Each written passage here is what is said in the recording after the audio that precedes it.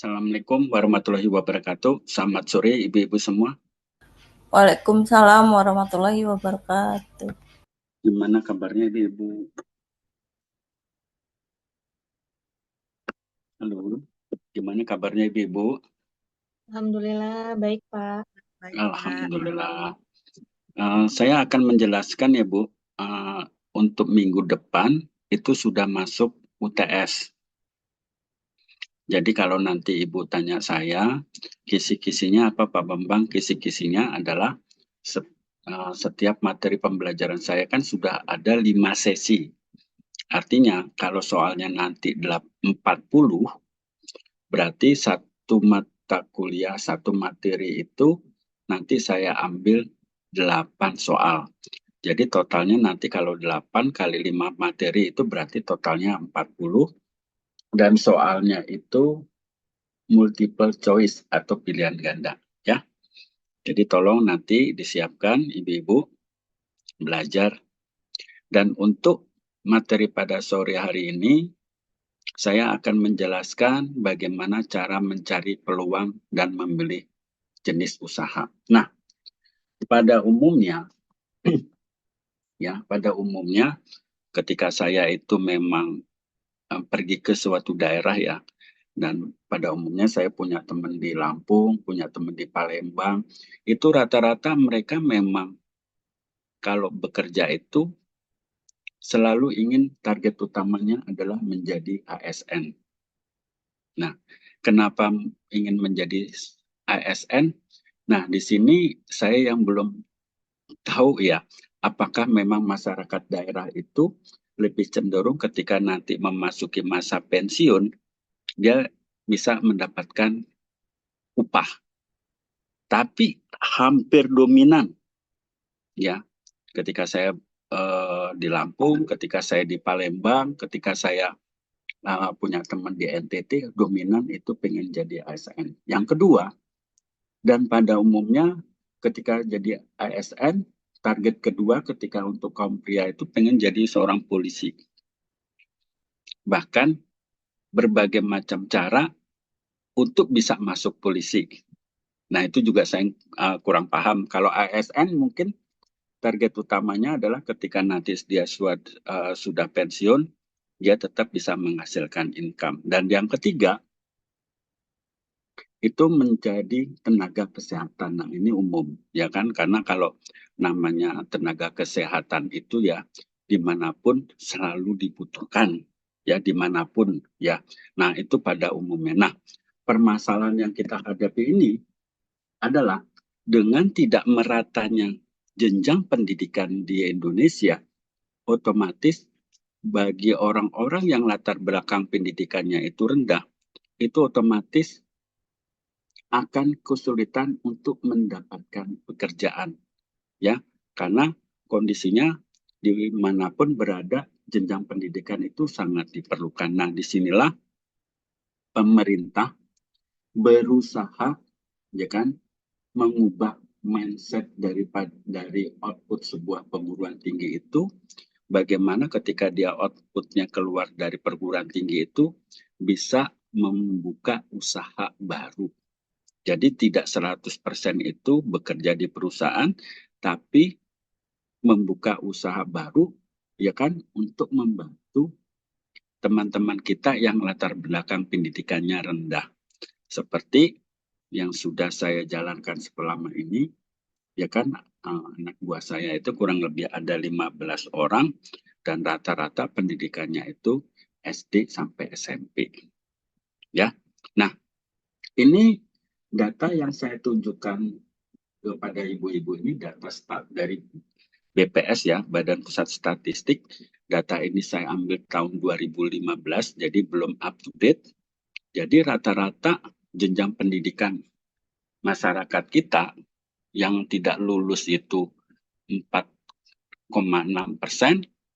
yang tidak tamat SD itu 12,5%, SD 26%, SMP itu 22%, dan SMA 26,5%, sedangkan lulus perguruan tinggi itu 8,5%. Sedangkan yang memang mendapatkan ya kan, mendapatkan pekerjaan, ya, itu yang tidak sekolah itu 3,8%, yang tidak tamat SD 13%, tamat SD 27,4%, SMP 18%, SMA 20,67%, dan perguruan tinggi 11%. Nah, ini data ini real. Jadi inilah potret jenjang pendidikan yang ada di masyarakat kita. Nah, dari data tersebut kita coba breakdown, ya kan? Kita coba breakdown. Data saya ambil tahun 2014-15. Nah, yang jadi permasalahan di sini, kenapa justru sekolah vokasi yang notabene itu dilengkapi di sekolah vokasi itu kan sekolah kejuruan ya, yang notabene itu banyak kesempatan untuk praktek, justru malah menyumbangkan pengangguran, ya, persentase penganggurannya tinggi. Nah, ini yang saya tidak mengerti. Tetapi dari hasil pengamatan saya pribadi, ya kan, selama saya bekerja dulu di Astra, hampir dominan itu 60% itu pekerjanya memang dari Pulau Jawa. Nah, saya di sini tidak bicara ras, suku, dan agama ya Ibu-Ibu. Tetapi kenapa kesempatan untuk masyarakat sekitar itu sangat sulit ketika dia mau ingin masuk ke Toyota?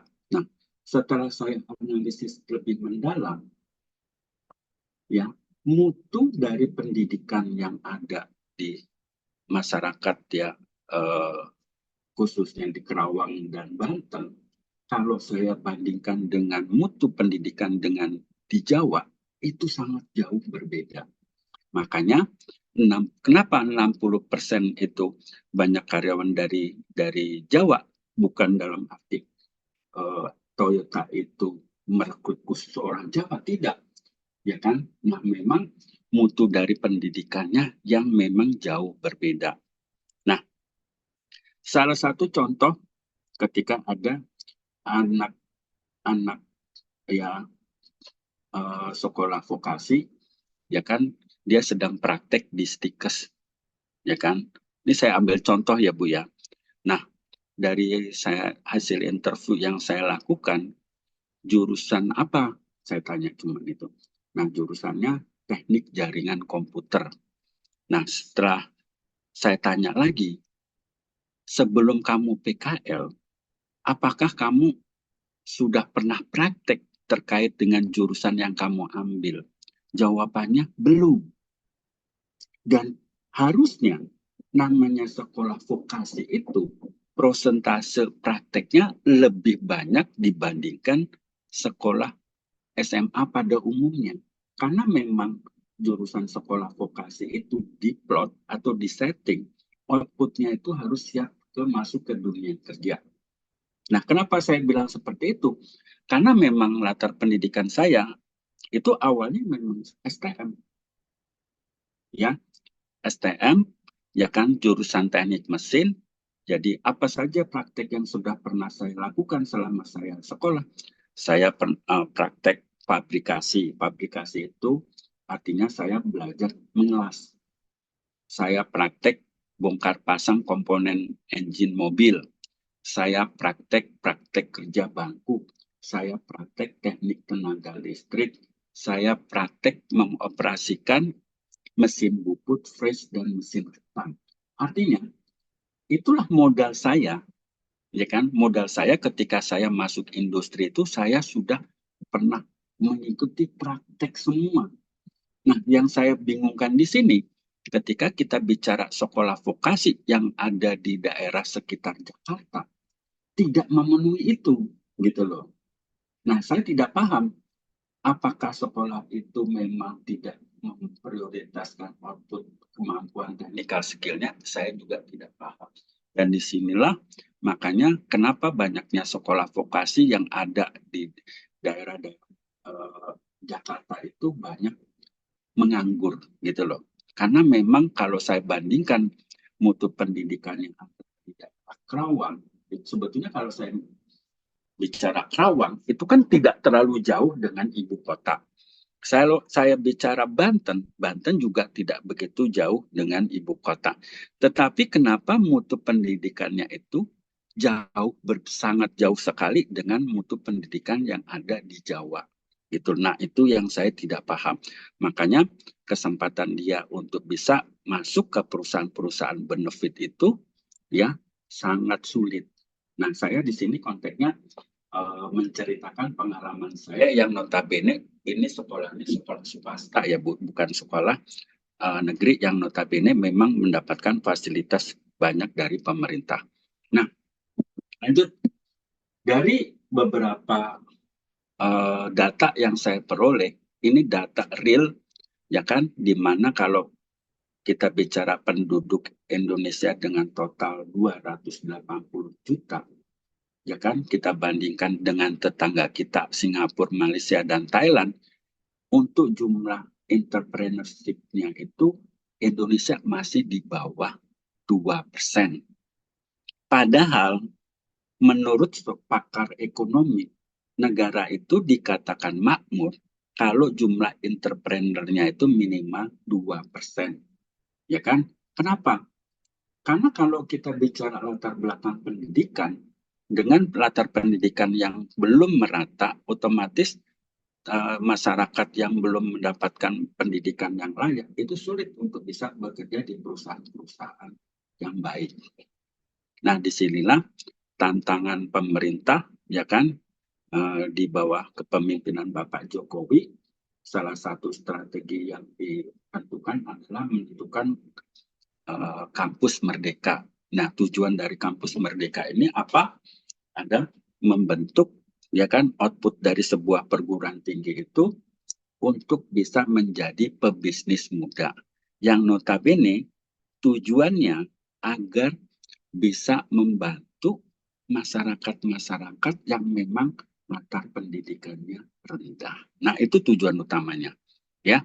Nah, saya tidak paham lagi dengan perbedaan kepemimpinan ya kan, dengan pemimpin yang berbeda berarti kebijakan akan berbeda. Karena kalau saya lihat sekarang untuk Kemendristek-Diktinya ini memang basicnya seorang dosen, ya kan, seorang dosen.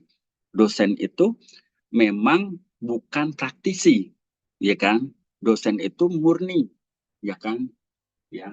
Salah satu guru besar dosen kimia dari Institut Teknologi Bandung. Jadi ya background kompetensinya adalah chemical engineer, ya kan. Nah itu. Nah dengan Menristek Dikti yang sekarang rencananya itu nanti Kemenristek Dikti itu akan dipecah jadi beberapa, salah satu nanti yang akan mengurusi perguruan tinggi dasar sampai menengah itu juga nanti ada sendiri. Jadi apakah nanti kurikulumnya berbeda atau tidak, ya nanti kita tunggu saja. Tetapi dari hasil saya membaca, ya kan, ya di Kemenristek yang baru ini tetap mempertahankan untuk zonasi, ya kan, untuk area zonasi ya. Nah itu untuk area zonasi.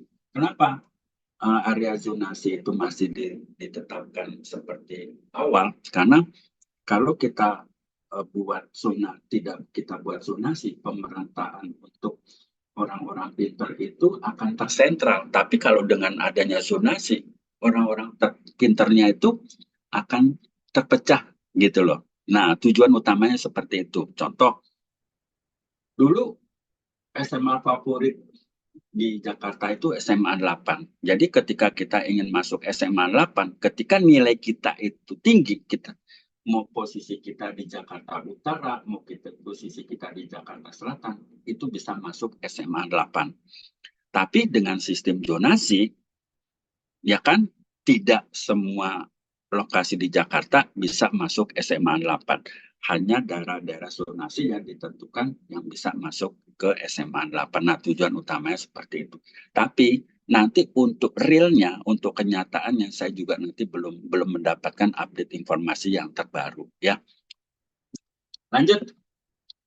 Bagaimana cara wirausaha itu dapat mengetahui kebutuhan masyarakat dan apa yang harus dilakukan. Nah, ini bagaimana strategi pelaku bisnis itu kritis menyiasati bagaimana ketika dia itu berinteraksi dengan lingkungan, dia sudah punya mindset sense of business. Nah, contoh sederhana, ya, ketika saya dulu masih tinggal di Tangerang, di mana tempat tinggal saya itu kan di belakang persis Summarecon Mall Serpong. Jadi komplek perumahan saya itu dikelilingin oleh Summarecon. Jadi perumahannya itu dengan sistem one gate one system. Apa sih? Jadi cuman ada satu pintu, ya. Nah, setiap pulang kerja saya tuh selalu melihat ada kerumunan, ya kan? Nah, saya tidak tahu apa sih yang dikerumunin masyarakat. Setelah saya cek, ternyata yang dikerumunin itu adalah tukang sayur, ya kan? Ya, tukang sayur yang umumnya orang itu menjajakan sayur pagi hari, ya kan? Nah, si pelaku bisnis ini menjajakan sayur itu jam 3 sore sampai jam 7 malam. Jadi target market yang dia ingin dapatkan adalah masyarakat yang tinggal di komplek. Sebelum dia masuk ke komplek, dia belanja dulu, ya kan, kebutuhan untuk pagi hari untuk keluarganya. Nah, disitulah, ya kan, pertumbuhan bisnis si tukang sayur tersebut meningkat. Kenapa? Ketika dia sudah punya ide, punya cara, yang notabene cara dia itu memang nggak ada pesaingnya, ya kan, otomatis orang itu melakukan transaksi itu nggak ada pesaingnya, ya kan, dari awalnya dia ngontrak sampai dia punya rumah 2 lantai hanya jualan sayur. Ya, yang kedua ada contoh lagi. Jadi kalau ibu-ibu misalkan di jalan melihat ada tukang bubur yang bukanya itu misalkan jam 4, jam 3. Karena dia sudah menganalisa dulu kenapa dia bukanya jam 4. Saya yakin dia punya target, ya. Dia sudah menentukan ketika jam 4 itu misalkan bubaran orang kerja, ketika orang pulang kerja itu lapar, sebelum dia pulang dia makan dulu. Nah, mereka itu sudah melakukan riset seperti itu. Jadi waktunya juga nggak sembarang ditentukan. Dia sudah melakukan riset, ya, waktu-waktu orang berkumpulnya jam berapa, dan disitulah si pelaku bisnis itu membuka usahanya sehingga usahanya itu bisa ramai gitu loh. Jadi banyak kita temukan yang rata-rata termasuk jualan bubur ayam itu kan dia punya target waktu yang berbeda dengan bisnis yang lain. Nah, bagaimana cara kita itu mencari peluang usaha? Pada umumnya, pelaku usaha itu selalu memanfaatkan faktor internal dan eksternal, ya kan? Nah, faktor internalnya itu apa? Semua apa yang dia lakukan itu memang berhubungan dengan bakatnya, ya kan? Kalau kita mau bisnis apapun, di poin pertama ini, orang kalau ingin berbisnis, nggak ada orang itu berbisnis ingin mencari kerugian, tidak ada. Pasti kalau namanya orang berbisnis itu akan mencari keuntungan. Ketika keuntungannya itu nanti tambah terus, dia ingin menambah kekayaan. Itu udah umum. Nah, poin yang kedua tadi, apa sih faktor internal? Nah, dan faktor eksternalnya apa?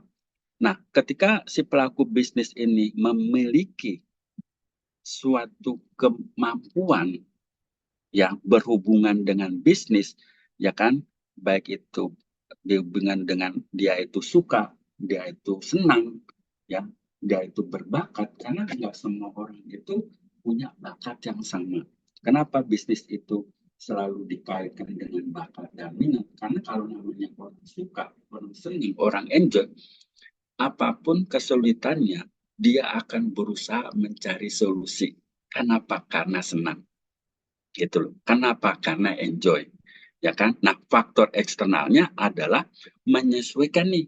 peluang apa di luar sana sesuai dengan bakat minat yang saya miliki. Sehingga ya kan orang itu akan sukses ya kan ketika bisnisnya itu dia enjoy melakukan ya kan sama juga dengan karir ketika karirnya itu juga suka dengan kemampuan yang dia miliki dia karirnya juga akan melejit ya. Nah, kenapa Pak Bambang itu selalu dihubungkan dengan bakat minat? Contoh dari saya ya kan, saya tidak punya basically arsitektur, tidak punya basically orang teknik sipil ya. Tapi saya suka yang berhubungan dengan teknik, baik itu teknik arsitektur, teknik sipil, teknik elektro, sampai dengan teknik IT.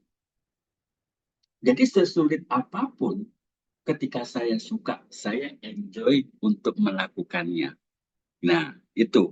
Jadi kuncinya selalu berhubungan dengan bakat dan minat. Jadi kalau nanti suatu saat misalkan ibu-ibu punya putra-putri, ibunya seorang bidan, belum tentu anak-anaknya, putra-putrinya itu sesuai dengan apa yang mau ibu perintahkan menjadi seorang bidan. Karena pada prinsipnya anak itu menjadi karena ada dua genetik, ya genetik ibunya dan genetik ayahnya. Ketika genetik ayahnya sebagai engineer lebih banyak dari genetik ibunya, ya jadi anaknya jangan dipaksakan harus masuk bidan. Karena apa? Ketika nanti anak itu dipaksakan, ya kan, menjadi seorang bidan, mungkin hanya untuk memenuhi keinginan orang tua karena anaknya nggak mau membantah. Tetapi nanti akan terlihat ketika anak itu sudah lulus, ya kan? Karena bagaimanapun ketika anak itu tidak suka, anak itu nggak mau menekuni apapun. Karena contohnya sudah banyak. Saya punya sepupu, ya kan? Dia basicnya dari pesantren, dia pikir karena basicnya dari pesantren, ya kan di perguruan tinggi, ya kan dia diarahkan untuk belajar bahasa Arab. Anaknya sudah tidak mau, tapi dipaksakan sama orangnya, sama orang tuanya. Akhirnya apa? Nggak lulus-lulus. Nah itu ya kan jadi apa yang diinginkan sama putra-putri kita itu harus dipastikan dulu. Belum tentu apa yang diarahkan oleh orang tua itu dia menguasai. Ya kan? Nah balik lagi. Sesuaikanlah dengan bakat dan minat. Karena kalau sesuai dengan bakat minat, saya yakin ketika dia suka, kesulitan apapun akan dia jalani. Nah, itu. Nih, selanjutnya, bagaimana cara kita itu mencari peluang usaha? Tadi sudah saya sedikit singgung. Kenapa kita usaha itu selalu dihubungkan dengan bakat minat? Karena sesulit apapun, saya yakin, ya kan, kalau orang itu suka, tetap akan melakukan apapun. Ya, karena dia suka. Ya, contohnya ya kan saya sendiri ya kan begitu banyak tekanan ya kan begitu banyak pekerjaan yang saya harus lakukan ya kan. Nah, saya dapat pressure pekerjaan itu sangat tinggi, mungkin kalau bukan saya nggak akan sanggup. Sudah banyak yang harus saya pikirkan terkait adik-adik saya ya kan, terkait ibu-ibu saya ya kan, terus eh, masalah pekerjaan di luar sana ditambah pekerjaan ya seperti contoh tadi malam saya dapat instruksi, Pak Bambang bikin soal 240 soal untuk 6 kelas. Dan bayangkan ya kalau orang nggak tahan di pressure, saya yakin nggak akan sanggup membuat soal 240 soal dalam waktu 1 hari. Ya kan? Ya kan? Nah, nggak akan bisa menerima tekanan karena banyak banget. Tapi karena memang saya sudah memiliki pengalaman kerja di perusahaan Jepang, jadi otomatis ketika saya mendapatkan tekanan masalah pekerjaan, saya hadapi dengan santai, ya kan? Nggak sampai jam 12, apa yang diinstruksikan oleh Seprodi untuk membuat 12 soal itu bisa saya selesaikan. Nah, itu kenapa? Ya, karena saya senang dan masih bersyukur saya itu masih mendapatkan pekerjaan dengan umur saya sudah memasuki masa pensiun. Masih bersyukur saya itu masih diberikan pekerjaan di luar sana. Jadi ketika saya mendapatkan pekerjaan ya masih dalam kategori bisa ditangani gitu loh ya. Nah itu. Yang kedua, perhatikan usaha yang di sekitar Anda. Ya kan? Misalkan kalau misalkan di lokasi tempat ibu-ibu itu ada kampus, ada uh, apa sekolahan, berarti kan di situ ada namanya peluang dari karena ada sekolah tersebut bisa ada peluang untuk bisnis ATK, bisa ada peluang untuk bisnis kuliner, bisa ada peluang untuk bisnis kos-kosan. Nah, disitulah kita tuh harus jeli melihat, ya kan?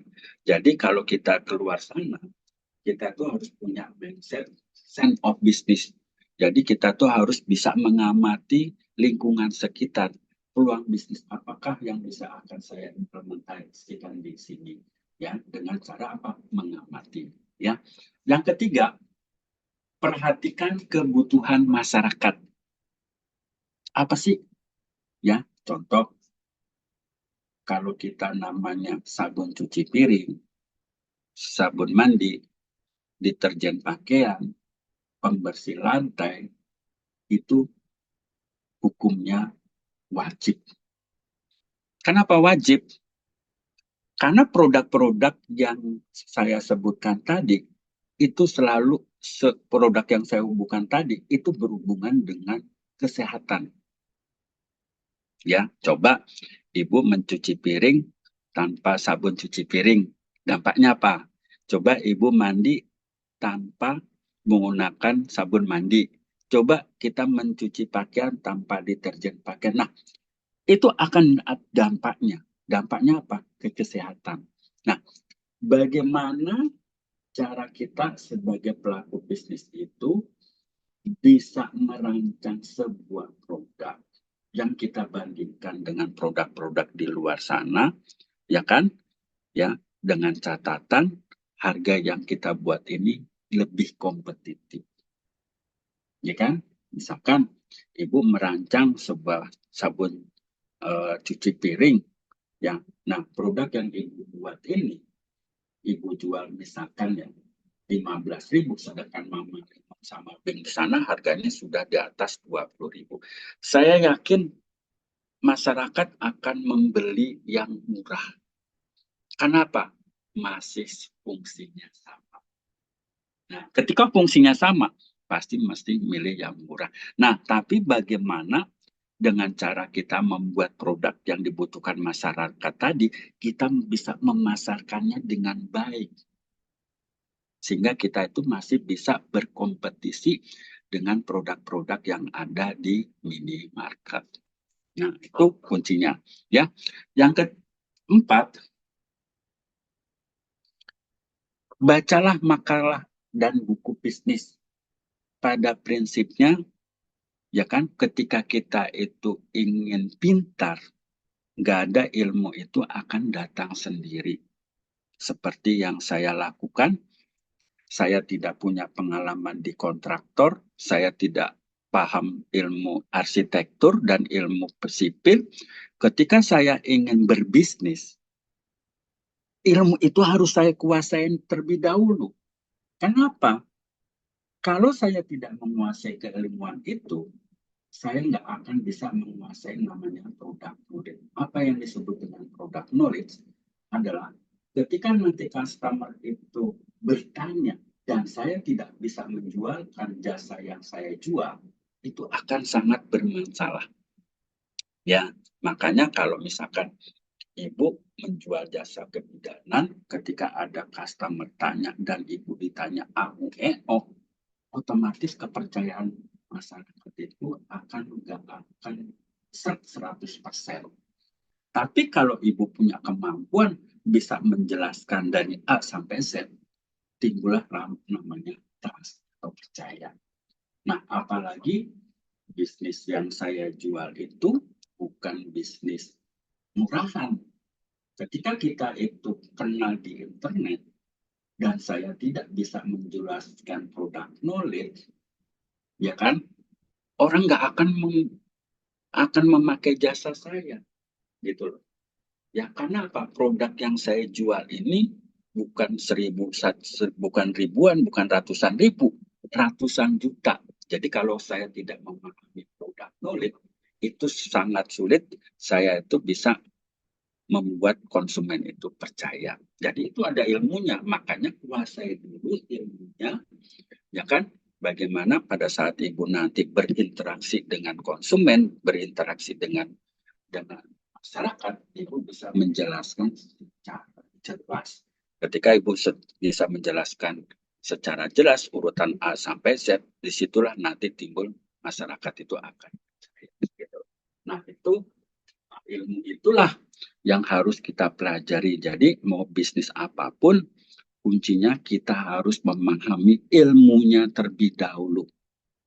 Jangan coba-coba kalau kita belum menguasai keilmuannya. Nanti akan bermasalah ketika berinteraksi dengan konsumen. Ya, lanjut. Nah, tadi sudah saya sedikit singgung, ya kan? Nah, ketika kita ingin belajar itu kan sumbernya macam-macam. Bisa lewat buku, ya kan? Bisa lewat seminar, ya kan? Bisa lewat pengalaman orang lain, ya kan? Nah, pengalaman orang lain itu seperti apa? Seperti yang saya jalankan sekarang. Jadi, saya itu justru memang tidak bisa ketika nanti saya misalkan pensiun ya, saya bisa bergerak cepat, berpikir cepat, ya kan? Tiba-tiba saya nggak ada kerjaan, makan tidur, nonton TV, nah saya nggak akan bisa seperti itu Ibu. Ya kan? Nah, kenapa? Karena saya belajar mengamati orang, belajar dari pengalaman orang. Ketika saya nanti sudah tidak produktif dan saya tidak punya income, itu bermasalah buat saya. Itu karena saya bukan tipe orang-orang yang suka meminta, gitu loh. Dan itu yang saya pelajari dari pengalaman orang lain, gitu loh. Jadi saya nggak mendapatkan ilmu itu kalau saya itu nggak mengerti orang lain. Nah, yang kedua, bisa dengan hobi. Ya, tadi kenapa bisnis itu sukses? Karena bagaimanapun si pelaku itu pasti punya bakat dan minat. Dan kalau bakat dan minat seseorang itu nggak akan sama. Misalkan di sini saya ambil contoh, Ibu Sylvia jago di bisnis kuliner. Ya kan, sukses bisnis kuliner. Tiba-tiba di sini Ibu Ulfa mau belajar, mau nyontek agar bisa seperti Ibu Sylvia, belum tentu. Ya kan? Karena untuk belajar bisnis ini, Ibu Sylvia sudah menguasai teknikalnya, sudah menguasai marketingnya. Ya kan? Nah, itu lebih mudah, tapi belum tentu orang yang mencontek itu bisa belajar teknikalnya, belum tentu bisa memasarkannya. Karena apa? Kemampuan dari manusia itu berbeda-beda, gitu loh. Makanya kalau misalkan nanti ada putra-putri ibu, misalkan sudah mau lulus SMA, kenapa dia tuh di sekolahnya ada seorang psikolog menyarankan, oh kamu cocoknya ke sana, jurusan apa? Karena dia sudah dites secara psikologi, sudah diarahkan. Jadi arahan yang ditentukan oleh sekolah itu bukan omong kosong. Dia sudah punya cara untuk menilai si bakat minat si siswa tersebut. Dia punya toolsnya, punya alatnya. Sehingga cocoknya misalkan, oh putri ibu cocoknya nanti masuk ke teknik ya. Oh cocoknya orang putra-putri ibu ini cocoknya masuk psikologi. Nah itu berdasarkan dari tools ya kan yang memang sudah dilakukan di pihak sekolah. Nah itu. Jadi kenapa? Kalau namanya sudah bakat dan minat itu pasti tepat gitu loh. Karena bakat minat itu masing-masing orang nggak akan sama. Saya ya kan punya kemampuan sebagai seorang marketing. Saya tahu teknikal, saya tahu marketing. Adik saya jago di programmer, jago di IT, tapi kalau urusan marketing, dia langsung saya nggak bisa itu, ya kan? Saya nggak mampu kalau berhubungan dengan marketing. Nah, itu yang disebut dengan bakat minat. Jadi kalau misalkan ibu bisnisnya sukses dan ada yang mau nyontek, contek kasih aja bu, karena belum tentu bakat minatnya itu akan sama gitu, ya.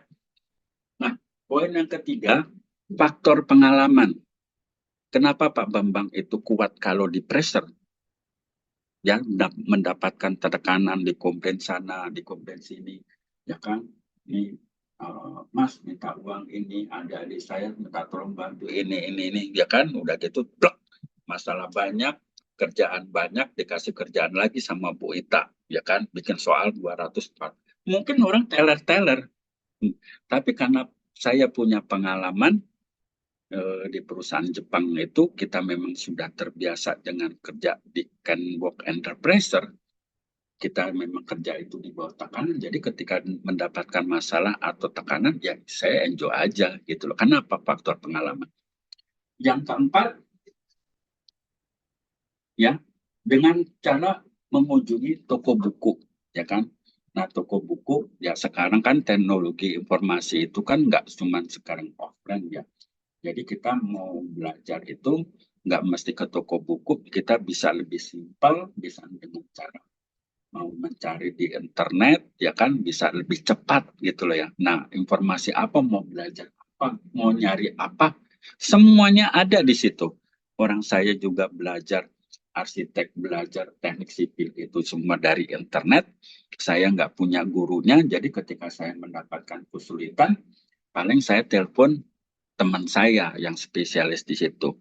Hanya beberapa kali saya bertanya, sudah gitu saya bisa meraba. Cara ngitungnya bagaimana. Ya kan cara menggambarnya bagaimana. Saya bisa meraba sendiri. Kenapa? Balik lagi. Karena itu tadi hobi dan suka. Ya. Nah, poin yang kelima adalah faktor teman atau kenalan. Makanya pelaku bisnis itu kan pernah saya tempo hari harus punya jaringan pertemanan yang baik. Karena faktor lingkungan itu akan mempengaruhi kita cara berpikir kita. Kalau kita sudah tahu nih teman satu kantor, ya gitu-gitu aja. Tapi kalau kita punya teman yang memang bisa dijadikan untuk mentor, karena memang dia lebih pengalaman, ya kan, kita bisa jadikan partner. Contoh, ketika saya punya teman yang lebih senior ya, dia uh, bisnis uh, franchise Indomaretnya itu punya 5. Jadi ketika dia ketemu saya dengerin aja. Oh gini loh Mas Bambang, nanti kalau mau bisnis franchise Indomaret, ya kan, nanti kalau franchise-nya aja sekitar 400 juta, yang penting kita harus punya tempat. Nanti kita itu nanti disurvei, dan nanti orang surveinya itu ada cost yang harus keluar. Orang surveinya nanti bisa memberikan guidance buat kita, karena dari guidance-nya itu dia bisa merange berapa income yang kita peroleh per bulan. Kalau misalkan tempat A, dia bisa merange oh 25 juta nih sebulan. Oh kalau tempat B mungkin lebih besar 30. Nah dia punya kemampuan. Nah hal-hal yang seperti itulah, ya kan, yang menurut saya itu ilmu. Jadi kalau kita punya teman yang grade-nya memang lebih tinggi dari kita, disitulah kita bisa mendapatkan ilmu. Jadi belajar itu nggak cuma membaca, nggak cuma di kelas, nggak cuma seminar, bisa belajar dari pengalaman orang lain. Ya, nah tadi sudah saya singgung, kalau kita mau cari ilmu, nggak cuma di toko buku, tapi bisa juga dari internet. Karena saya belajar menjadi pebisnis ini benar-benar belajar learning by doing. Ya, saya tidak khusus, tidak apa, nggak ada tutor. Jadi saya yakin dengan kemampuan yang saya miliki dan saya bisa. Jadi kunci saya itu yang penting ada kemauan untuk belajar. Poin yang ketujuh, bisa belajar dari pengalaman orang. Kita lihat ya almarhum Bob Sadino. almarhum Bob Sadino ini salah satu tokoh pengusaha yang mencetuskan supermarket pertama di Indonesia. Jadi supermarket itu ada sayur mayur, ada cabai, ada macam-macam kebutuhan dapur. Itu idenya beliau, ya kan? Dan apa? Dan kalau saya bicara pengalaman si almarhum ini membangun bisnis, mungkin saya juga nggak akan bisa. Kenapa? Beliau itu punya pengalaman dikatakan orang gila jualan bakso keliling kampung. Beliau itu punya pengalaman jualan telur door to door. Dan orang kan nggak tahu ketika kesuksesan dia itu hanya dilihat dari casingnya saja. Nah, disinilah kita tuh bisa termotivasi belajar dari pengalaman dari orang-orang yang sukses. Ya kan, dengan kemampuan berbisnis dialah di masa hidupnya ketika beliau ini sudah sukses, ya kan, kemana-mana itu ya hobinya apa? Jalan-jalan ke keliling dunia, ya kan? Kenapa? Dia sudah menikmati, dia sudah punya apa saja yang dia inginkan. Jadi dia tinggal menikmati itu. Makanya apa saja sih yang saya gali dari pengalaman beliau, banyak kata-kata bijak yang memang bisa saya jadikan panutan. Nah, salah satunya apa? Sekecil apapun bisnis Anda itu bosnya. Nah, itu kan filosofinya, ya kan? Nah, orang bodoh sulit untuk mendapatkan pekerjaan.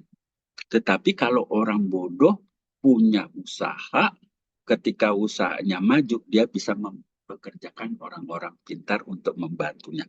Nah, kata-kata bijak itulah yang memang sering-sering dituangkan di biografi beliau. Ya, makanya dia itu kalau dipanggil kemana-mana, baik di akademisi maupun di media televisi, gayanya itu memang santai. Tapi kalau melihat pengalaman beliau berbisnis itu luar biasa gitu ya. Dan yang terakhir, ilmu itu kita harus upgrade. Jadi kalau kita ingin menjadi seorang pelaku bisnis itu nggak bisa monoton ya. Orang pengen bisnis itu harus punya ilmu yang lebih, harus multi skill, harus punya kemampuan lebih. Nggak akan bisa sejago apapun dia seorang bidan ketika dia nggak punya kemampuan. Terus apa?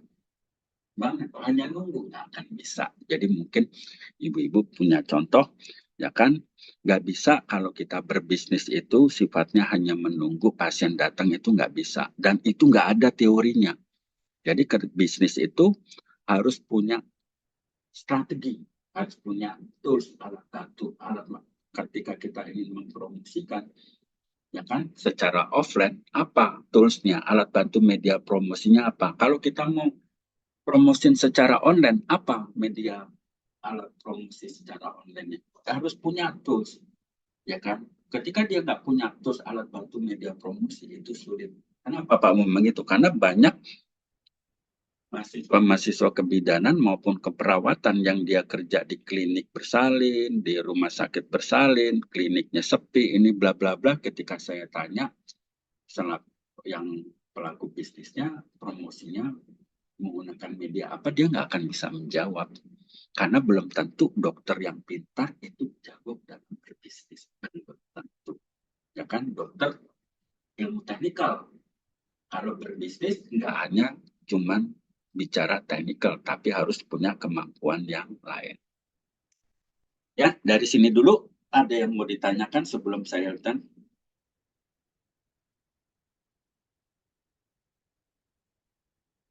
Ada yang mau ditanyakan? Halo, masih dengar suara saya? Masih, Pak. Ada yang mau ditanyakan? Kita lanjut. Oke. Nah, apa sih yang disebut dengan kebutuhan konsumen? Jadi kalau kita bicara pengertian kebutuhan konsumen itu feel need. Contoh, Kalau misalkan saya pulang kerja, saya ngekos, ya kan? Ketika saya pulang kerja itu kan perut saya lapar. Ketika saya perut lapar, saya pengen makan. Ketika mau makan, saya pengen pasti cari orang yang bisnis kuliner, ya kan? Nah, itu feel need namanya. Jadi contohnya seperti tadi, kalau di situ ada kampus, ya kan, otomatis opportunity bisnisnya apa? Oh, kampus pasti bisnis kuliner, oke. Ya kan, bisnis pulsa, oke. Ya kan, bisnis kos-kosan, oke. Karena apa? Itu memang target marketnya, ya kan? Pengen mahasiswa itu ada yang ketika dia ingin ke kampus itu, dia tidak perlu jarak yang jauh. Karena apa? Dia bisa fokus untuk belajar. Nah, itu yang disebut feel need, kebutuhan konsumen. Nah, kenapa sih tujuan kita itu belajar kebutuhan konsumen? Karena apa yang dia inginkan itu bisa bisa terpenuhi. Kalau aku pengen kos di dekat kampus, oh kosnya ada. Kalau aku ketika aku pengen pengen makan ketika aku pulang kerja, oh di situ ada orang yang jualan kuliner. Nah, tujuannya seperti itu ketika kita itu belajar kebutuhan dari konsumen, ya. Nah, itu. Jadi kita harus bisa menerawang, kita harus punya kemampuan set of bisnis apa nih yang kira-kira peluang bisnis saya itu bisa bisa untuk memenuhi masyarakat sekitar, ya kan? Nah, salah satu contoh yang saya lakukan awalnya saya itu merenovasi rumah di Tangerang. Merenovasi rumah karena saya tidak punya link ke tukang-tukang, saya saya bayar pengawas developer dengan catatan pengennya kalau pengawas developer punya anak buah banyak. Ternyata tidak, kualitas tidak bagus, ke lifetime durasi pekerjaan juga lama. Nah, akhirnya dari situ kan saya mendapatkan kesulitan nih. Nah, gimana yang tadinya sulit itu jadi mudah? Yang tadinya kita misalkan mau beli nasi itu jauh, kita jadi dekat. Gimana yang tadinya sulit jadi mudah, yang jauh dari dekat. Nah, itulah idenya. Ya, oh berarti saya harus, kalau saya membuka peluang bisnis jasa tukang rumah secara online, masyarakat nyari di Google, di googling, di browsing, dan itu ketemu jas. Nah, itu dari yang susah jadi gampang, dari yang jauh jadi lebih dekat, yang tadinya ruwet jadi nggak ruwet. Nah, itu filosofi kalau kita ingin membuka peluang bisnis. Jadi harus ada added value-nya untuk kebutuhan masyarakat. Ya, lanjut. Ini ada 5 teori kebutuhan Maslow, ya kan? Yang pertama itu apa sih yang disebut dengan aktualisasi sendiri. Nah, ketika kita bekerja, kita kan belum tentu kemampuan yang kita miliki itu bisa tersalurkan semua, ya kan? Karena ada batasan-batasan yang memang kita itu nggak boleh, gitu kan di situ. Sehingga disitulah kita nggak bisa mengekspresikan kemampuan kita secara total. Tetapi kalau kita punya bisnis sendiri, ya kan? Ya, kalau saya misalkan nggak bisa dikerjakan dalam waktu 2 jam, ya saya bisa begadang kerjanya sampai malam. Kalau saya nggak bisa eh, misalkan ngopi sambil bekerja di kantor, ya saya kalau di rumah saya bisa mengerjakan sambil ngopi. Karena apa? Disitulah ekspresi saya itu akan keluar. Nah, itu yang disebut dengan aktualisasi diri. Nah, yang kedua, harga diri. Ketika orang itu berbisnis dan bisa mendapatkan income yang lebih. Kenapa orang bisnis itu income-nya banyak? Karena orang bisnis itu pada prinsipnya sumber income-nya itu tidak hanya satu. Itu yang membuat orang bisnis itu banyak uang. Orang bisnis itu income-nya lebih dari satu. Ini contoh, bukan dalam arti saya pamer, tidak. Ketika saya itu dapat 3 project, ya kan? Berarti kan sumber saya ada 3. Ketika saya ditambah kerjaan lagi jadi dosen, berarti jadi 4. Nah, yang saya setorkan ke istri yang mana? yang jadi dosen aja. Nah, saya kasih. Yang 3, enggak. Yang 3 saya kantongi sendiri. Nah, disitulah uang saya itu lebih. Gitu loh. Kenapa? Nah, uang lebihnya bukan dalam arti nanti diambil. Bukan, tidak. Ya kan? Tetap apapun selalu dikomunikasikan dengan kita. Karena uang kita lebih, wajar dong. Kalau kita, ya kan, beli mobil yang bagus. Kenapa? Bagaimanapun orang yang income-nya lebih itu, dia lebih prestis harga diri dia itu memang beda dengan orang-orang yang biasa. Ya, nah itu poin kedua. Poin ketiga, faktor sosial. Nah, saya memang ketika berbisnis itu tidak selalu orientatif. Orientasinya itu selalu uang. Jadi selalu melihat konsumen. Ya, jadi tetap harus ada faktor sosial. Kenapa? Kalau kita selalu nanti hitungannya selalu target orientednya itu selalu uang, ya kan? Rezekinya susah. Nah, untuk memancing rezeki itu, kita tuh harus baik kepada semua orang, termasuk faktor sosial. Jadi ketika, contoh, kemarin ada yang nelpon saya, ya kan? Jasa tukang rumah. Itu ternyata yang nelpon saya itu tetangga saya, gitu kan? Ya kan? Ya, saya cuman tinggal di blok apa, Bu? Gitu kan? Oh iya, ya udah. Nanti jam 3:30 saya kirim tukang deh ke tempat Ibu. Enggak ada urusan mau dibayar. Enggak. Saya selalu bicaranya sosial. Ya kan? Nah, itulah yang strategi saya untuk memancing rezeki. Jadi jangan apa selamanya ketika kita bicara bisnis itu orientasinya uang. Ya, termasuk ketika saya itu mendapatkan konsumen yang memang pensiunan atau janda, harga yang saya tetapkan itu nggak akan sama dengan orang-orang yang benar-benar masih benar-benar masih oke gitu ya, masih produktif gitu ya, suami istrinya nggak akan sama harganya, ya kan? Pasti akan saya tanya dulu, di sana ada yang tinggal ada berapa orang? Ibu-ibu, Pak, umurnya 55. Oh, pensiunan berarti. Sama satu lagi siapa? Oh, kayaknya asisten rumah tangga. Udah.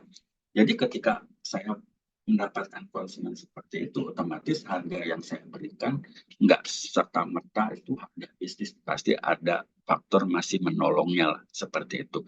Tujuan utama saya ketika saya nanti mendapatkan pekerjaan, ya kan, nah, pekerjaan itu akan datang terus, dan datang terus. Karena apa? Saya masih bicaranya masih ada faktor sosial, ya. Nah, poin yang keempat, keamanan dan keselamatan. Nah, kalau orang bisnis itu tadi pastikan ketika dia income-nya lebih, apapun yang ingin dia beli, baik itu kendaraan, baik itu rumah, baik itu sekolah, pasti yang berhubungan dengan aman dan nyaman. Gitu. Dia beli Fortuner, kenapa? Oh, nyaman. Dia beli rumah yang menengah ke atas karena aman. Kenapa? Oh, dia one gate, one system. Artinya kalau pintu perumahan itu satu, safety-nya itu lebih terjamin dibandingkan dengan perumahan yang kategori pintu masuknya itu lebih dari satu. Dari segi apa? Dari segi keamanan. Nah, itu ya. Terus yang terakhir itu faktor fisiologis. Apa tuh? Penampilan, ya kan? Nah, ketika orang itu ya punya uang lebih, wajar dong. Kalau wanita itu dia tetap kelihatan cantik dan tetap dia pengen kurus. Karena untuk cantik dan kurus itu memang perlu kos atau biaya. Nah, wajar kalau dia ingin cantik karena itu secara psikologi, ya kan? Nah, makanya saya itu selalu mengingatkan ke ibu-ibu, ya kan, kalau ibu-ibu bidan itu punya bisnis, ya kan, yang berhubungan dengan cantik dan kurus, dimanapun ibu itu pasti akan dicari oleh kaum wanita. Kenapa? Untuk cantik dan kurus itu memang ada uangnya. ada biayanya. Berapa biayanya saya tahu, ya kan? Karena saya bergaul dengan dosen-dosen kebidanan. Untuk kurus sekali konsultasi bisa 1.500.000 untuk kurus. Untuk cantik ada lagi. Nah, itu memang mahal. Jadi kalau misalkan ibu punya bisnis berkolaborasi dengan orang-orang yang punya experience diet ketat dan sehat, saya yakin dimanapun itu bisnisnya pasti akan dicari oleh kaum wanita. Ya, karena apa? Kurus dan cantik itu memang mahal. Lanjut. Nah, bagaimana cara mengungkap peluang bisnis? Tadi pilihlah jenis usaha yang Anda sukai dulu. Kalau misalkan target ibu pengen punya PMB, kan perlu kos 300 sampai 350 juta. Kalau ibu targetnya hanya ke sana, toh saya yakin nanti ibu keburu tua baru punya PMB. Tapi kalau ibu memulainya dengan bisnis yang kecil dulu nih, ya kan, oke, saya targetnya saya misalkan pengen punya PMB harus punya duit dulu kan. Tapi kan nggak semua orang itu punya uang. Ada juga yang memang orang pengen punya PMB dari bukanya sudah nabung dulu, jadi ketika nanti umur 30 uang dia tuh udah sekian ratus juta ada, tapi kan nggak sama semua orang seperti itu, ya kan? Nah, bagaimana cara menyikapinya? Ya mulailah dengan bisnis-bisnis yang ibu sukai. Jadi tadi seperti Pak Bambang memberikan contoh, mulai. Jadi ketika kita ingin mencari peluang bisnis, jangan selalu orientasinya dengan modal. Ya kan? Saya selalu bicara itu. Karena nggak semua bisnis itu selalu berhubungan dengan modal. Ya kan? Kalau ada orang, kamu bisnis aja, nggak punya modal. Bukan nggak punya modal. Saya lebih respect kalau saya nggak tahu ilmunya. Itu lebih tepatnya. Karena saya membangun bisnis ini nggak dengan modal, tapi dengan ilmu. Gitu loh. Ilmunya saya kuasai terlebih dahulu, baru ilmunya saya jual. Jadi bukan modal, modalnya hanya ilmu. Nah, kalau ibu ingin memulai bisnis punya PMB, sekarang nggak punya, udah lakukan dulu bisnis yang ibu sukai dulu. Nah, disitulah nanti ibu mulai melakukan financial planning. Artinya ketika ibu punya dapat untung, untungnya ditabung. Ketika nanti tabungan ibu dibuka kalkulasi dan itu bisa untuk membuka bisnis PMB, lakukan. Nah, gitu caranya. Itu. Jadi jangan dikejarnya hanya PMB tok gitu loh. Ya, kalau nunggu duitnya ngumpul ratusan juta kan perlu proses, perlu waktu, dan itu butuh waktu yang nggak sebentar. Yang kedua, jangan milih bisnis yang besar, tapi mulailah bisnis yang kecil seperti tadi yang Bapak jelaskan, ya kan? Mulailah dengan hal-hal yang kecil. Karena kita memulai bisnis ini modalnya harus mental yang oke, ya kan? Bisnis itu harus punya mental yang oke. Karena apa? Pasti dimarahin, pasti dikomplain, dan pasti punya resiko rugi. Dan 3 poin ini saya sudah mengalami. Dimarahin, dikomplain, dibikin nggak bisa tidur, rugi puluhan juta pula. Sudah merasakan. Kalau saya sekarang enjoy, karena tahapan proses itu sudah pernah saya lalui. Gitu loh. Jadi saya yakin punya prinsip, Allah itu nggak akan memberikan kita cobaan terus. Ketika manusianya ini dicoba-coba dan dia tetap kokoh, ya kan, tidak goyang, saya yakin pasti suatu saat dia akan di posisi puncak. Dan saya percaya itu, gitu loh. Ya, nah, jadi mulailah dengan bisnis-bisnis yang kecil. Ya, terus poin yang ketiga, jangan memilih bisnis yang musiman. Ya, belajar itu kan tadi sudah saya singgung, bisa lewat membaca, bisa lewat in class, bisa lewat training. Tapi kita bisa juga belajar dari pengalaman orang lain. Kalau kita amati orang-orang Chinese, ada nggak yang bisnisnya musiman? Ada nggak orang Chinese bisnisnya kedai kopi? Nggak ada. Ketika kita orang Chinese bisnis, dia pasti jangka panjang long term. Nggak ada orang Cina itu bisnisnya itu short term. Karena apa? Dia punya prinsip ketika nanti bisnisnya grow, tumbuh, itu nanti bisnis bisa turun sama sampai cucu cicitnya. Itu perhatikan.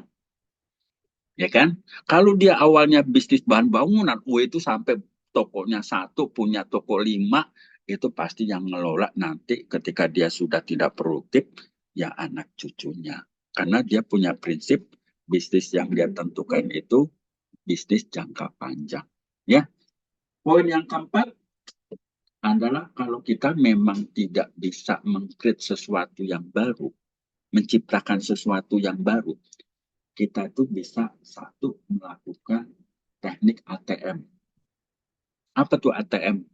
Amati, tiru, modifikasi. Jadi jangan kita itu mentek, ya kan?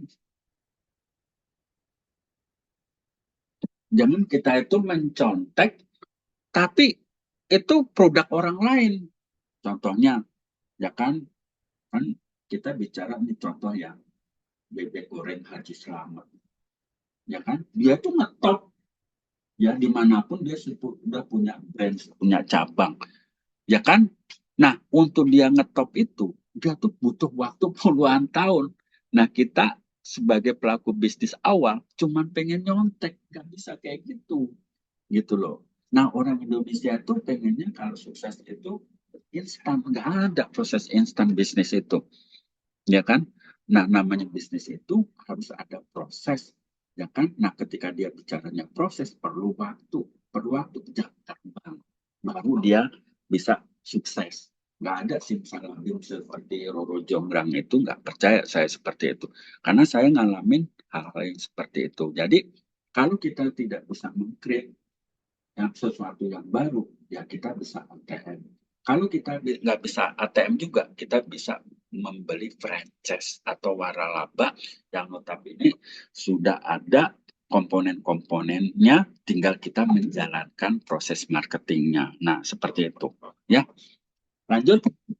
Nah, bagaimana cara kita memanfaatkan peluang usaha? Jadi, wirausahawan atau pelaku bisnis itu harus kreatif.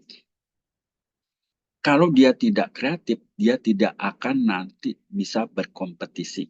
Kenapa begitu? Karena pada prinsipnya saya ini orangnya selalu pengen tahu. Ya kan? Selalu pengen tahu ketika ada sesuatu bisnis itu yang unggul. Contohnya, ya kan karena rumah tempat tinggal saya itu berdekatan dengan GOR. Di situ tuh banyak kafe, banyak franchise, Alfamart, Indomart. Semuanya saya amati. Kenapa itu Indomaret yang di lokasi A itu lebih ramai dari lokasi B? Nah, kenapa Indomaret di lokasi A itu sampai ada 10 blok ATM masuk di dalam Indomaretnya? Apa yang membuat dia itu lebih gitu loh? Nah, itu tugas saya mengamati secara langsung, go to place. Jadi saya bukan teori lagi. Saya amati, ya kan saya analisis. Padahal kalau saya hitung-hitungannya satu box ATM sudah menyumbangkan 25 juta per tahun. Kalau 10 box ATM sudah 250 juta. Itu baru boxnya doang, belum bisnis retailnya. Nah, disitulah tugas saya itu ngamatin apa nih kelebihannya Indomaret di lokasi A dengan Indomaret di lokasi. Nah, ilmunya dapat. Makanya kalau nanti suatu saat saya dikasih rezeki, dikasih kesehatan, saya beli Indomaret, saya sudah tahu ilmunya dalam mengembangkan bisnis itu, gitu loh. Ya, karena saya tipenya memang eh, rasa ingin tahunya itu tinggi ketika memang itu punya suatu kelebihan. Saya mengamati sendiri, bukan dari berdasarkan dari teori. Apa yang membedakan? Oh ini, oh tahu ilmunya. Nah seperti itu. Jadi harus punya jiwa kreativitas ya. Yang kedua harus bisa bersaing. Nah ketika ini ketika kita ingin survive dalam persaingan bisnis, nggak bisa modal kita itu hanya ilmu technical talk. Nah, saya mengamati, ya kan, ada sebuah kafe, ya kan, ya lokasinya sambil contoh A sama lokasinya B. Kenapa nih lokasi B ini rame terus, ya kan, dibandingkan kafe yang itu. Nah, kalau jago masak, jagonya lokasi A. Ternyata setelah saya amati dari dua kafe ini, oh ternyata dia cuma jago technical masaknya toh, tapi dia nggak punya strategi bisnis. Ya kan nggak bisa bisnis. Nah, yang lokasi B ini umumnya biasa-biasa aja, tapi dia punya ilmu bisnis. Dia punya teman-teman komunitas, ya kan, teman-temannya itu digilir gantian masuk ke kafe dia. Jadi terkenal kafenya itu, ya kan, rame terus. Padahal yang datang itu komunitas-komunitas teman dia. Nah, itu artinya apa? Itu kan pengetahuan ilmunya lebih. Dia punya pengetahuan lebih dibandingkan orang yang punya kafe di lokasi A tadi. Jadi intinya apa? Ketika kita ingin bersaing, kita memang harus multi talented, harus punya banyak ilmu. Ya kan, nggak bisa kita hanya mengandalkan ilmu teknikal saja. Seperti saya jago bikin rumah. Ya kan, kalau saya jagonya di teknikal, saya nggak punya kemampuan menjual, ya percaya siapa yang mau percaya sama Bambang? Kan gitu prinsipnya. Ya kan, kita harus punya ilmu yang lain gitu loh. Ya. Dan yang terakhir, harus punya ide-ide untuk berinovasi. Makanya di sini karakter untuk menjadi seorang leader. Ya kan, mau nggak mau kalau pelaku bisnis ini kan jadi seorang leader. Satu, harus punya kemampuan menggerakkan orang. Yang kedua, harus memiliki kemampuan problem solving. Yang ketiga, harus punya kemampuan inovasi. Kaizen. Ya kan? Karena apa? Kalau dia tidak punya kemampuan inovasi, dia akan sulit untuk berkompetisi. Gitu loh. Nah, contoh tadi, jangan saya ditelepon, itu salah satu orang jual jasa. Jadi nama website saya dimasukin ke bisnis Yellow Page. Jadi dia itu sebetulnya jualan website. Jadi dia nyari orang-orang yang bisnis itu nanti dimasukin ke website dia, gitu kan. Termasuk saya namanya www jasa tukang rumah dimasukin. Tiba-tiba dia telepon saya tadi siang, Pak Bambang, iya selamat siang, Pak Bambang, saya mau menanyakan kelanjutan dari bisnis Yellow Page-nya tadi. Oh itu, ya kalau saya pribadi enggak Pak, sudah cukup sekali aja. Kenapa Pak Bambang? Karena menurut saya terlalu mahal. Hanya nempel nama kita di sana, itu kita kena dicas 1.400.000. Nah, ke depannya gimana? Bapak dapat konsumen nggak dari Yellow Page? Enggak. Saya rata-rata mendapatkan konsumen itu dari Google bisnis saya. Karena saya punya beberapa tools. Nggak cuma hanya mengandalkan Yellow Page. Ya kan? Enggak. Nah, Yellow Page itu tambahan aja. Awalnya saya ditawarin hanya bayarnya 700, oke lah 700 nggak apa-apa lah, hitung-hitung biaya promosi. Tapi ketika saya dikasih buku, saya dicas lagi 700 ya, saya nggak, ya udahlah sekali aja. Karena apa? Nggak ada nilai tambahnya buat bisnis saya. Karena saya punya banyak beberapa tools. Saya punya website, saya punya Google Business, saya punya media sosial yang berterkoneksi, dan saya punya kemampuan untuk mempromosikan secara digital. Jadi bapaknya itu nggak bisa ngomong ketika berhadapan dengan saya. Jadi saya kalau untuk tindak lanjutnya nggak akan saya perpanjang gitu. Nah itu artinya kita itu harus punya ide-ide yang lain. Jangan hanya cuma menuntut itu aja ya. Lanjut. Nah, agar mampu memenangkan persaingan, memang kita itu harus menguasai teknologi. Ya, ingat di teknologi. Sekarang teknologinya itu sudah teknologi signifikan ya kan, apalagi sekarang itu sudah ada namanya teknologi AI, ya kan. Nah, kalau kita itu sebagai akademisi nggak tahu perkembangan teknologi, itu repot. Orang ngomongin apa ya AI di sana ya? Oh ternyata AI itu robot ya. Oh udah tahu. Oh kita tuh kalau mau bikin sesuatu dengan AI, kita tuh harus tahu menu perintahnya. Aku mau bikin video kancil nyolong timun, bisa. Tek tek narasinya dibikin dulu. Tek tek tek tek tek. Tek. Ya kan? Backgroundnya apa? Oh, berarti backgroundnya pegunungan. Berarti backgroundnya harus ada di situ tanaman timun-timun. Ya kan? Diceritain dulu narasinya. Baru nanti keluar videonya. Nah, untuk dapat ilmu seperti itu kan ilmunya nggak datang sendiri. Ya saya belajar sendiri, ikut seminar, ya kan, belajar sendiri, dapat sertifikasi. Sehingga saya tuh upgrade terus untuk perkembangan teknologi. Ketika ada orang ngomongin, saya udah tahu, gitu loh. Ya, nah itu. Yang kedua, SDM. Nah, SDM pada prinsipnya memang sesuatu yang paling sulit.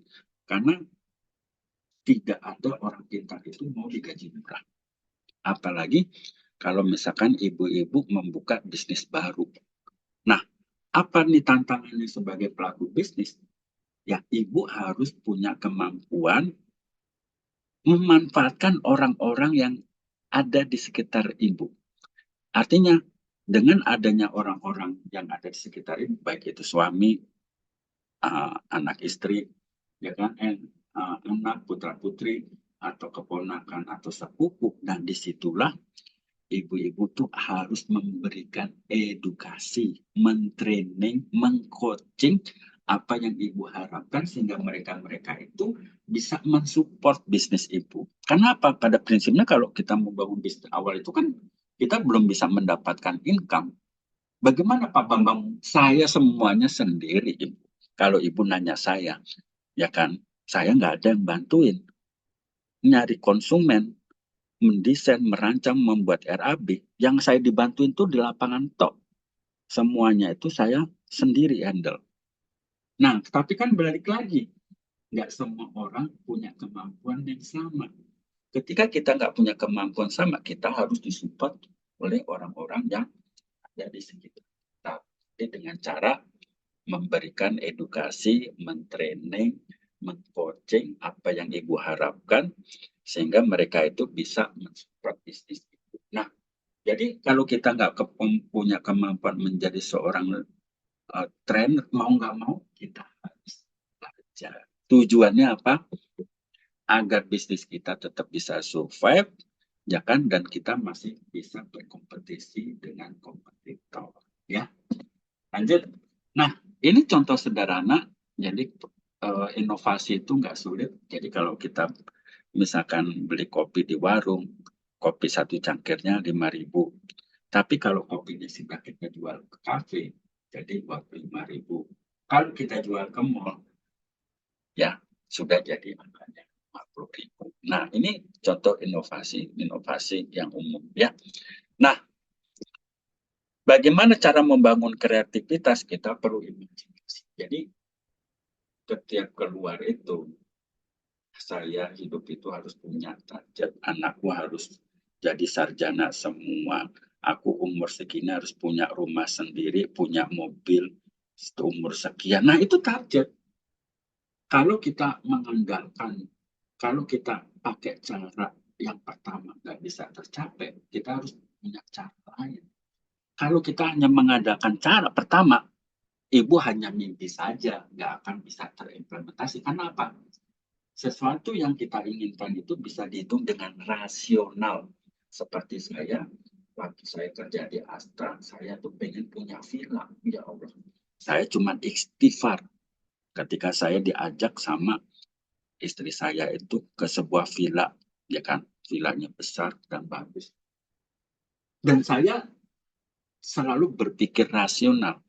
Bambang, kamu nggak akan bisa ini. Kalau kamu kerja di Astra, mau gajimu 450 juta, nggak akan bisa. Tapi kalau kamu jadi pebisnis, Bambang, saya yakin kamu bisa. Nah, itu kan jalan lain.